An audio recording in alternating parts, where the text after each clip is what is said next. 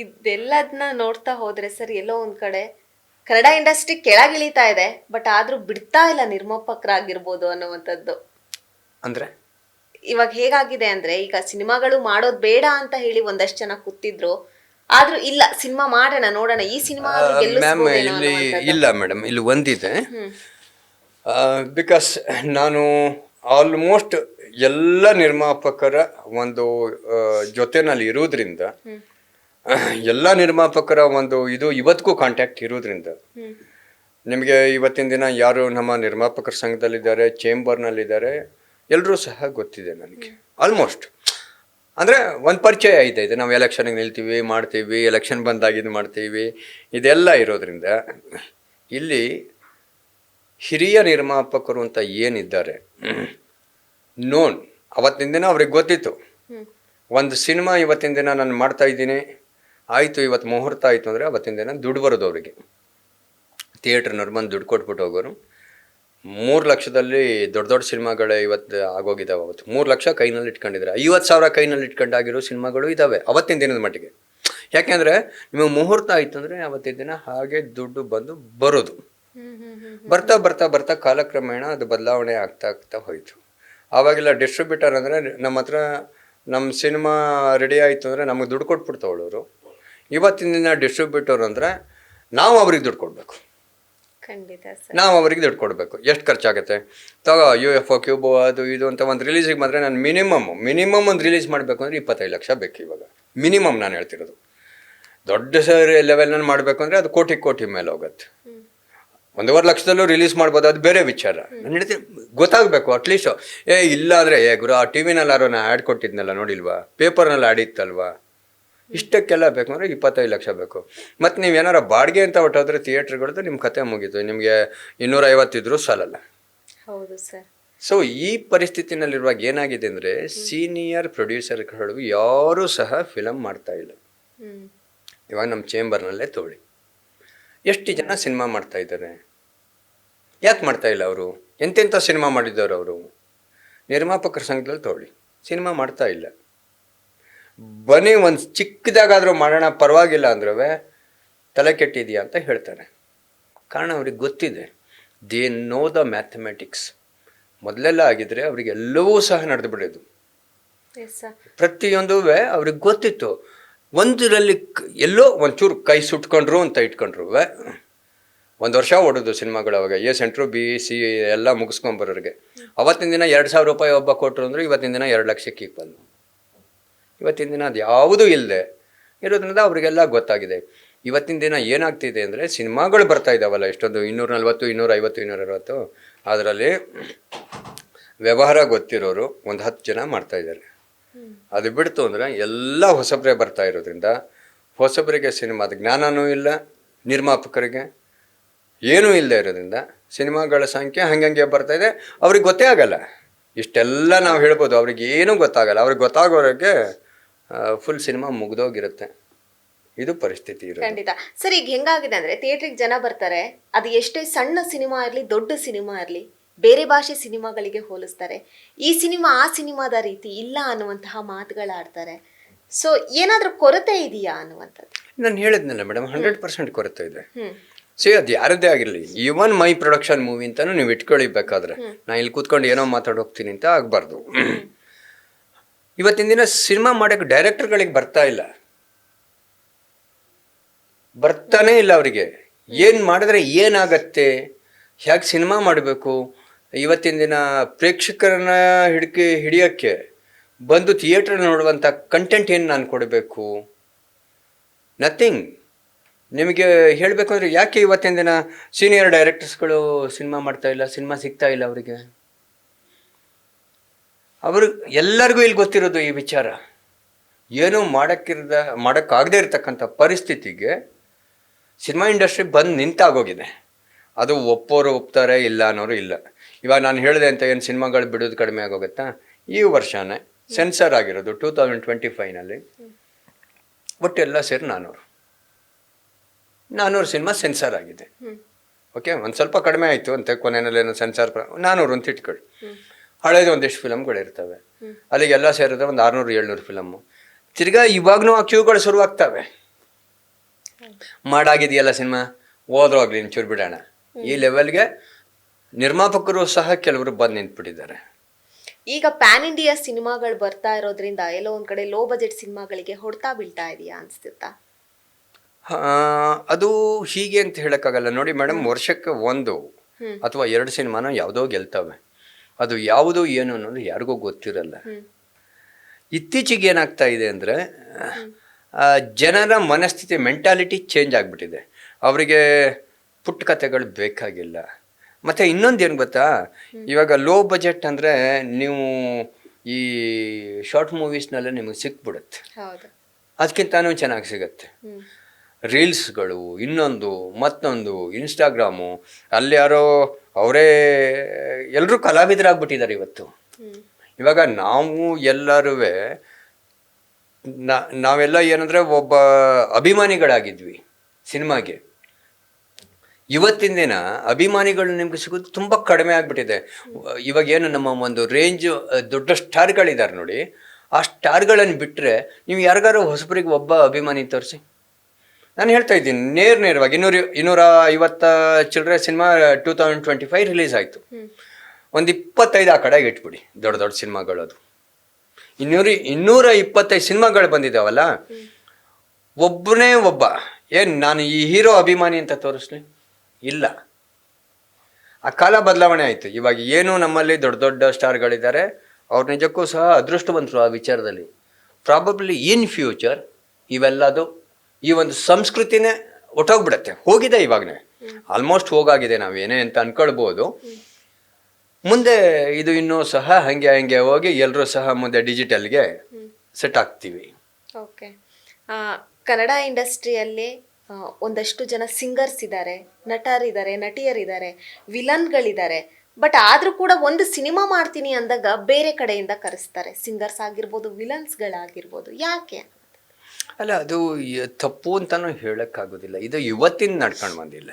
ನಾವು ಹಿಂದೆ ನೀವು 30 ವರ್ಷದಿಂದ ಹೋಗಿ ನೋಡಿದಾಗ್ನೂ 40 ವರ್ಷದಿಂದ ಹೋಗಿ ನೋಡಿದಾಗ್ನೂ ಹೀರೋಯಿನ್ ಬೇಕು ಅಂದರೆ ಅವತ್ತು ಸಹ ನಿಮಗೆ ತಮಿಳಿಂದಾನೋ ತೆಲುಗುಯಿಂದಾನೋ ಮಲಯಾಳಂನಿಂದಾನೋ ಅಥವಾ ಹಿಂದಿಯಿಂದಾನೋ ಬರ್ತಿದ್ರು. ಕಲೆ ಅಂತ ಅದು ಒಂದು ಆಗ್ಬಿಟ್ಟಿದೆ. ಸೊ ಇವಾಗ ನೋಡಿ ನಮ್ಮಲ್ಲಿ ಇರೋರು ಇವಾಗ ಇಲ್ಲಿಂದಾನು ಎಷ್ಟೋ ಜನ ಹೋಗಿದ್ದಾರೆ ಹಂಗೆ ಸಣ್ಣ ಪುಟ್ಟ ಪಾತ್ರಗಳಿಗೆ ಮಾಡ್ಕೊಂಡು ಇವತ್ತಿನ ದಿನ ಆ ಮೂಮೆಂಟ್ನಲ್ಲಿ ಇವತ್ತಿನ ದಿನ ರಜನಿಕಾಂತ್ ಸರ್ ಎಲ್ಲಿ ಬರೋರು, is from Karnataka, ಬ್ಯಾಂಗ್ಳೂರಿಯನ್.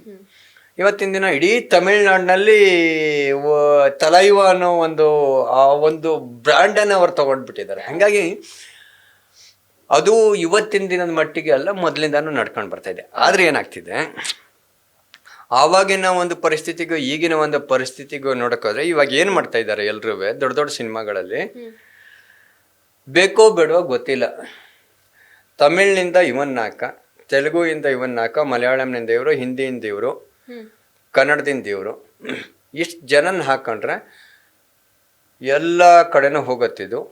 So PAN India cinema ಆಗತ್ತೇನೋ ಒಂದು ಮಟ್ಟಕ್ಕೆ ಇವತ್ತು ಬಂದಿದೆ. ಅವತ್ತು ಈ ಪರಿಸ್ಥಿತಿ ಇದ್ದಿಲ್ಲ.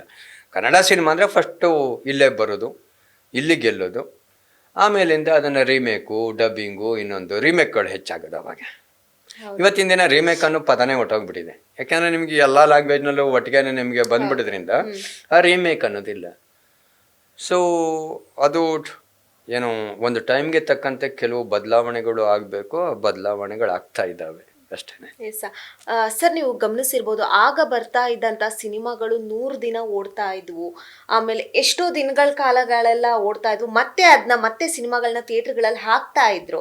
ಸೊ ಆಗ ಬರ್ತಾ ಇದ್ದಂತಹ ಕತೆಗೂ ಈಗ ಬರ್ತಾ ಇರುವಂತಹ ಕತೆಗೂ ಏನೆಲ್ಲ ವ್ಯತ್ಯಾಸ ಇದೆ ಅಂತ? ಇಲ್ಲ ಮೇಡಮ್, ಇವಾಗ ಏನಾಗಿದೆ ಅಂದರೆ ಅದು ಗೊತ್ತಿರುತ್ತೆ, ಸಿಂಪಲ್ಲು. ಇವತ್ತಿನ ದಿನ ಒಂದೇ ದಿನ ನಿಮಗೆ ಇಡೀ ವರ್ಲ್ಡ್ನಲ್ಲಿ ರಿಲೀಸ್ ಮಾಡಿಬಿಡ್ಬೋದು because of the technology. So ಆವಾಗ ಏನಾಗೋದಂದರೆ ನೋಡಿ, ಒಂದು ಬೆಂಗಳೂರಿನಲ್ಲಿ ಅಂದರೆ ಒಂದು 3 ಥಿಯೇಟ್ರ್ ಸಿಗೋದು ಕಷ್ಟ ಆಗಿತ್ತು. ಆ 3 ಥಿಯೇಟ್ರ್ನಲ್ಲಿ ಹೋಗ್ತಾ ಅದು 50 ದಿನ 100 ದಿನ ಹೀಗೆ ಹೋಗೋದು. ನಂತರದಲ್ಲಿ ಏನಾಯಿತು, ಇವಾಗ ಈ ಮಲ್ಟಿಪ್ಲೆಕ್ಸ್ಗಳು ಬಂದ್ಬಿಟ್ಟು ನಿಮಗೆ ಒಂದು ದೊಡ್ಡ ದೊಡ್ಡ ಫಿಲಮ್ಗಳು ಅಂದರೆ ಡೇ ಒನ್ಗೆ ನಿಮಗೆ ಒಂದು 800 ಶೋಗಳು 1000 ಶೋಗಳು ಕೊಟ್ಬಿಡೋದ್ರಿಂದ ಆ ಮಲ್ಟಿಪಲ್ ಮಾಡ್ಕೊಂಡು ಹೋದಾಗ ಅದು ಎಲ್ಲೋ ಒಂದು ಕಡೆಗೆ ಇವರು 3 ದಿನದಲ್ಲೇ ಅದನ್ನು ಮಾಡ್ಕೊಂಡು ಬಿಡ್ತಾ ಇದ್ದಾರೆ. ಅವತ್ತು ಎಲ್ಲರಿಗೂ ಆಗಲ್ಲ. This is only for the big budget movies. Even ನಾನು ನಾಳೆ ದಿನ ಇವ್ರಿಗೆ ಹೋಗ್ಬಿಟ್ಟು ಸರ್ ನಿಮ್ಮ ಸಿನಿಮಾಗೆ ಒಂದು 200 ಮಲ್ಟಿಪ್ಲೆಕ್ಸ್ ಕೇಳಿದರೆ 200 ಅಲ್ಲ 2 ಕೊಡಲ್ಲ ಹೌದು. ಅಲ್ವಾ? ಅದು ಕೆಲವರಿಗೆ. ಮತ್ತು ಆಗಿನ ಒಂದು ಪರಿಸ್ಥಿತಿಗೆ ತಾವು ಹೇಳಿದಾಗ ಇವಾಗ ಮೆಜೆಸ್ಟಿಕ್ ಅಂತ ಹೋಗಿ ನೋಡಿ, ಇವತ್ತಿನ ಮೆಜೆಸ್ಟಿಕ್ಕು ಮತ್ತು ಅವತ್ತಿನ ಮೆಜೆಸ್ಟಿಕ್ ನೋಡಿ. ಅವತ್ತಿನ ಮೆಜೆಸ್ಟಿಕ್ನಲ್ಲಿ ನಿಮಗಿದ್ದಂಥ ಒಂದು ಸರೌಂಡಿಂಗ್ನಲ್ಲಿ ಏನು 54ರಿಂದ 56 ಥಿಯೇಟ್ರ್ಗಳಿದ್ವು. ಯಾವುದೇ ಶೋಗೆ ಹೋದ್ರು ಅಷ್ಟೇ 54ರಿಂದ 56 ಶೋನು ಸಹ ಹೌಸ್ಫುಲ್ ಕಾಣೋದು ಅಥವಾ ಒಂದು ಆ್ಯಾವ್ರೇಜ್ನಲ್ಲಿ ಕಾಣೋದು. 56 ಥಿಯೇಟ್ರ್ಗಳಿತ್ತು ಆ ಒಂದು ಸರೌಂಡಿಂಗ್ನಲ್ಲಿ. ನಿಮಗೆ ಒಂದೊಂದು ಭಾಷೆಗೆ ಒಂದೊಂದು ಅಂತಿತ್ತು. ಕನ್ನಡಕ್ಕೆ ಇಷ್ಟು ಅಂತ ಇತ್ತು. ಆಮೇಲೆ ಮಾರ್ನಿಂಗ್ ಶೋ ಅಂದರೆ that is fixed. Morning and matinee ಅಂದರೆ ಅಲ್ಲಿ ಕಾಲೇಜ್ ಹುಡುಗರುಗಳು ಇವರು ಹೆಚ್ಚಾಗಿ ಬರೋದು ಅಂತ. ಫಸ್ಟ್ ಶೋಗೆ ಫ್ಯಾಮಿಲಿ ಅಂತ, ಸೆಕೆಂಡ್ ಶೋಗೆ ಈ ಮೆಜೆಸ್ಟಿಕ್ ಒಂದೇ ಪಾಯಿಂಟ್ ಆಗಿದ್ದರಿಂದ ಎಲ್ಲರೂ ಸಹ ಮೆಜೆಸ್ಟಿಕ್ನಿಂದಾನೇ ಊರ ಕಡೆಗೆ ಹೋಗೋರು. ಅವರು ನಾರ್ತ್ ಕರ್ನಾಟಕ ಇರ್ಬೋದು, ಇನ್ನೊಂದು ಇರ್ಬೋದು, ಮತ್ತೊಂದು ಇರ್ಬೋದು, ಇಲ್ಲೊಂದು ಸಿನಿಮಾ ನೋಡಿಕೊಂಡು ಊಟ ಗೀಟ ಮಾಡಿಕೊಂಡು ಹೋಗ್ತಕ್ಕಂಥದ್ದು ಆವಾಗಿತ್ತು. ಇವತ್ತಿನ ದಿನ ನೀವು ಮೆಜೆಸ್ಟಿಕ್ನಲ್ಲಿ ಹೋದರೆ ಖಾಲಿ ಖಾಲಿ ಹೊಡಿತಾ ಇದೆ. ಯಾವ ದೊಡ್ಡ ಥಿಯೇಟ್ರ್ನಲ್ಲಿ ರಿಲೀಸ್ ಡೇ ಅದೇ ಹೇಳಿದ್ರಲ್ಲ ನಾವು, ಡೇ 1 ಒಂದು ಮಾರ್ನಿಂಗ್ ಶೋದು ಬಿಟ್ಟರೆ ನಿಮಗೆ ಮ್ಯಾಟ್ನಿಗೆ ಜನ ಥಿಯೇಟ್ರಿಗೆ ಹೋಗ್ಬೇಕು ಅಂತಕ್ಕಂಥ ಮನಸ್ಥಿತಿನೇ ಹೊಟ್ಟೋಗ್ಬಿಟ್ಟಿದೆ ಇವತ್ತು. ಏನಾಗಿದೆ ಇದಕ್ಕೆ ಕಾರಣ ಏನಪ್ಪ ಅಂದರೆ ಎಲ್ಲ ಆಲ್ರೆಡಿ ನಾವು ನೋಡಾಗೋಗಿದೆ. ಇನ್ನೇನು ಹೊಸ ಕತೆ ಇವ್ರು ಕೊಡ್ತಾ ಇದ್ದಾರೆ. ವೈ ಸಮ್ ಮೂವೀಸ್ ಹೋದ ಒಂದು ಇದರಲ್ಲಿ ಗೆಲ್ತಾ ಇದ್ದಾವೆ ಅಂದರೆ ಆ ಒಂದು ಸಂಸ್ಕೃತಿ ನಮ್ಮಲ್ಲಿ ಕೆಲವರಿಗೆ ಗೊತ್ತಿದ್ದಿಲ್ಲ. ಆ ಗೊತ್ತಿಲ್ಲದೆ ಇರತಕ್ಕಂಥ ಸಂಸ್ಕೃತಿನ ಒಂದು ಮ್ಯಾಂಗ್ಳೂರ್ ಸ್ಲ್ಯಾಂಗ್ನಲ್ಲಿ ಕೆಲವು ಸಿನಿಮಾಗಳು ಏನು ಇವತ್ತಿಗೂ ಬಂದವು. ಹಾಗಾಗಿ ಆ ಸಿನಿಮಾಗಳಿಗೆ ಒಂದು ಹೊಸತನ ಇತ್ತು, ಹೊಸತನ ಗೆದ್ವು. ಹಾಗಂತ ಇನ್ನೂ ಒಂದಿಷ್ಟು ಒಳ್ಳೆ ಸಿನಿಮಾಗಳು ಬಂದಿದ್ದಾವೆ, ಇಲ್ಲ ಅಂತಿಲ್ಲ. ಬಟ್ ನಿರ್ಮಾಪಕರಿಗೆ ಇಲ್ಲಿನ ಒಂದು ವ್ಯವಹಾರ ಗೊತ್ತಿಲ್ಲ. ಅದನ್ನು ಬಿಡುಗಡೆ ಮಾಡಿದ್ರೆ ಏನು ರಿಟರ್ನ್ ಬರುತ್ತೆ ಅನ್ನೋದು ಗೊತ್ತಿಲ್ಲ. ರಿಟರ್ನ್ ಬರುವುದಿಲ್ಲ. ನಿಜ ಹೇಳಬೇಕು ಅಂದರೆ 10 ಲಕ್ಷ ರೂಪಾಯಿ ನಿಮಗೇನಾದ್ರೂ ಸತ್ಯವಾಗಿ ಥಿಯೇಟ್ರಿಂದ ರಿಟರ್ನ್ ಬಂದಿದೆ ಅಂದರೆ, ಮಲ್ಟಿಪ್ಲೆಕ್ಸ್ ಇರ್ಬೋದು, ಮಲ್ಟಿಪ್ಲೆಕ್ಸ್ನ 10 ಲಕ್ಷ ರೂಪಾಯಿ ಬಂತು ಅಂತ ಇಟ್ಕೊಳ್ಳಿ ma'am. That is the super duper hit. 10 lakh ರೂಪಾಯಿ ಬಂದರೆ 10 ಲಕ್ಷ ರೂಪಾಯಿ ನಿಮ್ಗೆ ರಿಟರ್ನ್ ಬರಬೇಕು ಅಂದರೆ ಆ ಒಂದು ಸಿನಿಮಾ ಗೊತ್ತಲ್ಲ, ಒಂದು 150 ಕೆಪಾಸಿಟಿ, 200 ಕೆಪಾಸಿಟಿ ಇರುತ್ತೆ, 100-150 ರೂಪಾಯಿ ಟಿಕೆಟ್ ಇರುತ್ತೆ. ಕಡಿಮೆ ಅಂದರೂ 50 ದಿನ ಓಡಿರ್ಬೇಕು ಒಂದು 5ರಿಂದ 6 ಮಲ್ಟಿಪ್ಲೆಕ್ಸ್ನಲ್ಲಿ. ಆವಾಗ ಅಷ್ಟೇ ಬರೋದು. ಇವೆಲ್ಲ ಏನಾಗ್ತಾ ಇದೆ, ಮಿಸ್ ಹೊಡೆದು ನಮ್ಮ ಯಾರು ನಮಗೆ ಬರ್ತಾರೆ ನಿರ್ಮಾಪಕರನ್ನ ಈ ಚಿತ್ರರಂಗ ಕರ್ಕೊಂಬರ್ತಾರಲ್ಲ, ಈ ಸತ್ಯನ ಯಾವುದು ಹೇಳೋದಿಲ್ಲ. ಹಾಗಾಗಿ ಏನಾಗಿದೆ, ಇವತ್ತಿನ ದಿನ ಈ ಸ್ಟೇಜಿಗೆ ಬಂದು ನಿಂತಿದೆ. ಅದೇ ಗೊತ್ತಲ್ಲ, ಮಾರ್ನಿಂಗ್ ಶೋಗೆ ಇವತ್ತು ಎಲ್ಲ ಮುಗಿದೋಗಿದೆ. ಅದು ಅನೇಕರು ಹೇಳಿಬಿಟ್ಟಿದ್ದಾರೆ ಇವಾಗನೇ. ಏನು ಗುಂಡು ತುಂಡು ಎಲ್ಲ ಕೊಟ್ಬಿಟ್ಟು ಅವನಿಗೆ ದುಡ್ಡು ಕೊಟ್ಬಿಟ್ಟು ಇವತ್ತಿನ ದಿನ ಒಬ್ಬ ಪ್ರೇಕ್ಷಕನ ನಾನು ಕೋಟಿ ಹಾಕ್ಬಿಟ್ಟು ಮಾಡಿರೋ ಸಿನಿಮಾಗೆ ತಂದು ಅವನು ಕೂರಿಸಿದ್ರೆ ಅವನಿಂದ ಏನು ನಾನು ರಿವ್ಯೂನ ಎಕ್ಸ್ಪೆಕ್ಟ್ ಮಾಡಲಿ? ಅಥವಾ ಯಾವುದೋ ಏಜೆನ್ಸಿಗಳಿಗೆ ನಾನು ಒಂದು ಹೆಡ್ಗೆ 500 ರೂಪಾಯಿ ಅಂತ ಕೊಟ್ಬಿಟ್ಟು ಆ ಕಾಲೇಜ್ ಹುಡುಗರು ಹಿಂದ್ಗಡೆ ಒಂದು ಬ್ಯಾಗ್ ಹಾಕೊಂಡು ಬಂದು ಕೂತ್ಬಿಟ್ಟು ಅವರು ಮೊಬೈಲ್ ಇಟ್ಕೊಂಡ್ಬಿಟ್ಟು ಮಾರ್ನಿಂಗ್ ಶೋನಲ್ಲಿ ಹೌಸ್ಫುಲ್ ಅಂತ ಬೋರ್ಡ್ ಹಾಕೊಂಡ್ರೆ ಏನು ರಿವ್ಯೂ ಸಿಗತ್ತೆ ಇವತ್ತು? ಖಂಡಿತ ಸರ್. ಎಸ್, ಇದನ್ನೆಲ್ಲ ನೋಡಿದಾಗ ಎಲ್ಲೋ ಒಂದು ಕಡೆ ಅನಿಸುತ್ತೆ, ಸಿನಿಮಾ ಮಾಡಬೇಕು ಅಂತಾನೆ ಅನ್ಸಲ್ಲ ಒಂದಷ್ಟು ಜನಕ್ಕೆ. ಆದರೂ ಕೂಡ ನಾನು ನಿಮ್ಮ ಬಗ್ಗೆ ಹೇಳ್ತೀನಿ ಸರ್. ಎಲ್ಲೋ ಒಂದು ಕಡೆ ಕನ್ನಡ ಇಂಡಸ್ಟ್ರಿಯಲ್ಲಿ ಸಿನಿಮಾ ಓಡ್ತಿಲ್ಲ ಅಂತ ಹೇಳಿ ನಾಗೇಶ್ ಅವರು ಫೇಸ್ಬುಕ್ಕಿಗೆ ಮಾತ್ರ ಸೀಮಿತವಾಗಿದ್ದಾರೆ ಅಂತೆ, ಹೌದಾ? ಅಲ್ಲ, ಡಿಸ್ಟ್ರಿಬ್ಯೂಟರ್ ಹತ್ರ ಇವಾಗ 2025 ರಿಪೋರ್ಟ್ ಕಲೆಕ್ಟ್ ಮಾಡಿ ಸಿನಿಮಾ ಓಡಿದೆಯೋ ಇಲ್ವೋ ಅನ್ನೋದು ನಿಮಗೂ ಗೊತ್ತಾಗುತ್ತೆ ಮೇಡಮ್. ಇವತ್ತು ಏನೇನು ಸರ್ಕಸ್ ಎಲ್ಲರೂ ಮಾಡ್ತಾ ಇದ್ದಾರೆ ಅಂತ ಗೊತ್ತಿದೆ. ಇನ್ನೂ ಬಿಡುಗಡೆ ಆಗಿ 1 ದಿನ 1.5 ದಿನ 2 ದಿನ ಆಗಿರಲ್ಲ, ಸಕ್ಸಸ್ ಮೀಟ್ ಅಂತ ಮಾಡ್ತಾರೆ. ನನ್ನ ಸಿನಿಮಾ ನನ್ನ 2ನೇ ಸಿನಿಮಾ 50 ದಿನ ಓಡಿದ್ರು ನಾನು ಸಕ್ಸಸ್ ಮೀಟ್ ಮಾಡಲಿಲ್ಲ ನಾನು. Because I know the practical thing. ನನ್ನ ಸಿನಿಮಾ ಆಮೇಲೆ ಅಮೆಝಾನ್ ಪ್ರೈಮ್ಗೆ ಹೋಗಿದೆ, ಗಡಿಪಿ ಕಂಪಾಸ್ ಡೈರೆಕ್ಟ್ ಆಗಿ, ನಂದೇ ಅಕೌಂಟ್ ಹೋಲ್ಡರ್ ನಾನು. ನಂತರ ಸ್ಯಾಟಲೈಟ್ಗೆ ಹೋಗಿದೆ, ಏರ್ಬಾರ್ನ್ ಹೋಗಿದೆ. ಅಷ್ಟೆಲ್ಲ ಹೋದ್ರೂ ಅದು ನನಗೆ ಒಂದು ದೊಡ್ಡ ವಿಚಾರ ಅಂತ ಆಗಿಲ್ಲ. ಜನನ ಮುಟ್ಟಿದೆ, ಅದು ಒಪ್ಪುವಂಥದ್ದು. ಎಲ್ಲೋ ಒಂದು ಕಡೆ ಹೋದಾಗ ನಿಮ್ಗೆ ಸಿಕ್ಕಿರೋ ಒಂದು 6 ಶೋ ಮಲ್ಟಿಪ್ಲೆಕ್ಸ್ನಲ್ಲಿ ಇನ್ನು ಮಿಕ್ಕಿದ ನೀವೇ ಬಾಡಿಗೆ ಕೊಟ್ಬಿಟ್ಟು ತೊಗೊಂಡಿರೋ ಸಿಂಗಲ್ ಸ್ಕ್ರೀನಲ್ಲಿ ನಿಮ್ಮ ಸಿನಿಮಾ ಸಕ್ಸಸ್ ಆಗಿದೆ ಅಂತ ಶುಕ್ರವಾರ ಬಿಡುಗಡೆ ಮಾಡಿಬಿಟ್ಟು ಶನಿವಾರ ಸಂಜೆಗೆ ನೀವು ಹೇಳಿದ್ರೆ ಸಕ್ಸಸ್ ಮೀಟ್ ಇಟ್ಕೊಂಡು ಇದು ನಾಗೇಶ್ ಹೇಳ್ತಾ ಇರೋದು ತಪ್ಪು ಅಂತಂದ್ರೆ ಬಂದು ಕೂತ್ಕೊಳ್ಳಿ, ಯಾರು ಹೇಳ್ತಾರೆ ಹೌದು. ಅಲ್ವಾ? ಇಷ್ಟೇನೆ ಆಗ್ತಿರೋದು. ಇವಾಗ ಎಷ್ಟು ಮಲ್ಟಿಪ್ಲೆಕ್ಸ್ಗಳು ಸಿಕ್ಕಿದಾವೆ ಯಾವುದೇ ಸಿನಿಮಾಗಾದರೂ, ಕನ್ನಡ ಸಿನಿಮಾಗೆ ದೊಡ್ಡ ಸಿನಿಮಾಗಳು ಬಿಟ್ರೆ 25 ಬಿಟ್ರೆ ಬೆಂಗಳೂರಿನಲ್ಲಿ 8 ಮಲ್ಟಿಪ್ಲೆಕ್ಸ್ ಮೇಲೆ ಯಾವುದೇ ಸಿನಿಮಾಗೂ ಸಿಕ್ಕಿಲ್ಲ, ಖಂಡಿತ. ಅಥವಾ 10 ಸಿಕ್ಕಿರ್ಬೋದು. 10 ಮಲ್ಟಿಪ್ಲೆಕ್ಸ್ನಲ್ಲಿ ಅವರು ಯಾರೋ ಹೇಳೋರು ಎಷ್ಟು ಬರುತ್ತೆ ಅಂತ ಹೇಳಿ ನೋಡೋಣ. ನಾನು ಮೊದಲು ಹೇಳಿದ್ದೆ 200 ರೂಪಾಯಿ ಒಂದು ಟಿಕೆಟ್ಗೆ ಇಟ್ಬಿಟ್ಟು ನಿಮಗೆ ಎಷ್ಟು 200 ಸೀಟರ್ ಇತ್ತು ಅಂದರೆ 40,000 ರೂಪಾಯಿ ನಿಮಗೆ ಕಲೆಕ್ಷನ್ನು, ಕರೆಕ್ಟಾ? 50-50 ಆದರೆ 20,000 ರೂಪಾಯಿ ಉಳಿಯುತ್ತೆ ಒಂದು ಶೋಗೆ. ಅದು ಹೌಸ್ಫುಲ್ ಆಗಬೇಕು. ಎಷ್ಟು ಹೌಸ್ಫುಲ್ ನೋಡಿದ್ದೀರಾ ನೀವು? 20,000ರಲ್ಲಿ ತಿರ್ಗಾ ನೀವು UFO ಕ್ಯೂಬಿಗೆ ಕೊಟ್ಟರೆ ನಮಗೇನು ಅವ್ನು ಫ್ರೀಯಾಗಿ ಕೊಟ್ಬಿಟ್ಟಿರ್ತಾರೆ? ಅಲ್ಲಿ ಸ್ಟ್ಯಾಂಡ್ ಇಟ್ಟಿಸಿರಲ್ವಾ? ಅಲ್ಲಿಗೆ ಪೋಸ್ಟ್ರು ಇನ್ನೊಂದು ಮತ್ತೊಂದು ಇಟ್ಟಿರಲ್ವಾ? ಎಲ್ಲ ಸೇರಿ 13ರಿಂದ ಒಂದು ಹೌಸ್ಫುಲ್ ಶೋ ಆದರೆ ಮೇಡಮ್ 200 ರೂಪಾಯಿ ಟಿಕೆಟ್ ಇದ್ರೆ 13,000-14,000 ರೂಪಾಯಿ ಉಳಿದು ಪ್ರೊಡ್ಯೂಸರ್ಗೆ ಅಷ್ಟೇನೆ. 14,000 ರೂಪಾಯಿನಲ್ಲಿ ನೀವು ಎಷ್ಟು ಹೌಸ್ಫುಲ್ ಶೋ ಅಂತ ಇವತ್ತಿನ ದಿನ ಹಾಕೊಂಡಿದ್ದೀರಾ? ಏನು ಒಂದು 300 ಹೌಸ್ಫುಲ್ ಶೋ ಆಗಿದೆಯಾ? ಎಲ್ರದ್ದು ಅಷ್ಟೇನೆ. ಫಸ್ಟ್ ಶೋನೇ ಕೆಲವೊಂದೊಂದು ಸರಿ ಆಗಿರಲ್ಲ ಹೌಸ್ಫುಲ್, ಆಗಲ್ಲ, ಕಷ್ಟ ಇದೆ ಇವತ್ತಿನ ದಿನ.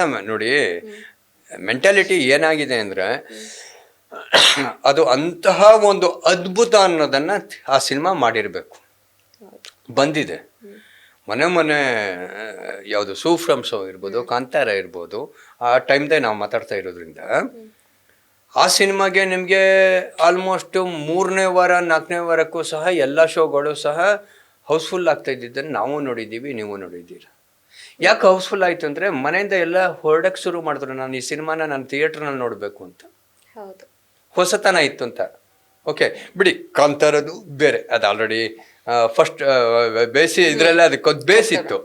ಸೂಫ್ರಮ್ ಶೋ ಅನ್ನೋದು ಹೆಸರೇ ಕೇಳಿದ್ದಿಲ್ಲ ಯಾರು. ಇದೊಂದು ಸಿನಿಮಾ ಬರ್ತಾ ಇದೆಯಾ ಅಂತೀರ? ಒಂದು 40 ಮಲ್ಟಿಪ್ಲೆಕ್ಸ್ಗಳು ಮೊದಲು ಇದ್ದಿದ್ದು ಅದಂಗೆ ಬರ್ರಂತ 200 ಕೊಟ್ಟಾಯ್ತು. ನಿಮ್ಗೆ 10 ಗಂಟೆ show house full, 10:30 show night house full, 11 ಗಂಟೆ ಲಾಸ್ಟ್ ಆಲ್ಮೋಸ್ಟ್ 10:45-11 ಗಂಟೆದು ಹೌಸ್ಫುಲ್ಲು, ಮಧ್ಯಾಹ್ನದ ಹೌಸ್ಫುಲ್ಲು. ಅದಕ್ಕೆ ನಾನೇನಾದರೂ ಇವತ್ತು ಸೂಫ್ರಮ್ ಶೋ ಏನು ಓಡಿಲ್ಲ ಅಂದರೆ ನಾನು ಮಕ್ಕಳಿತಾರೆ. ನಾನು ಹೇಳ್ತಾ ಇದ್ದೀನಿ that is a successful movie. ಅವರ ಇನ್ವೆಸ್ಟ್ಮೆಂಟ್ ಏನಿತ್ತು ಅದ್ರಿಗೆ ಎಷ್ಟು ಪಟ್ಟು ಹೆಚ್ಚಾಗಿ ಬಂದಿದೆಯೋ ನನಗೆ ಗೊತ್ತಿಲ್ಲ, ಅದು ನಿಜವಾದ ಸಕ್ಸಸ್ಸು. ಅದು ಬಿಟ್ಬಿಟ್ಟು ನನಗೆ ಇನ್ನೊಂದು ಸಿನಿಮಾ ಸಿಗಬೇಕು ಅಂತ ಜನನೆಲ್ಲ ತುಂಬಿಸ್ಕೊಂಡು ಅವ್ರವ್ರ ಕಡೆಯವ್ರನ್ನೇ ಅಲ್ಲಿ ಯಾರೋ ಡೋಲ್ ಹೊಡಿಕ್ಕೆ ದುಡ್ಡು ಕೊಟ್ಬಿಟ್ಟು ಅಲ್ಲಿ ಪಟಾಕಿ ಹೊಡೆಸ್ಕೊಂಡ್ಬಿಟ್ಟು ಅದನ್ನು ವಿಡಿಯೋ ಮಾಡ್ಕೊಂಡ್ಬಿಟ್ಟು ಅದನ್ನು ಒಂದಿಷ್ಟು ಚಾನೆಲ್ಸ್ಗಳಿಗೆ ಕೊಟ್ಬಿಟ್ಟು ಸಿನಿಮಾ ಸಕ್ಸಸ್ ಆಗೋಯ್ತು ಅಂದರೆ ಇದು ಯಾವ ಸಕ್ಸಸ್ಸು? ಇಂಥದ್ರಿಂದನೇ ಇವತ್ತು ಈ ಪರಿಸ್ಥಿತಿಗೆ ಬಂದು ನಿಂತಿರೋದು.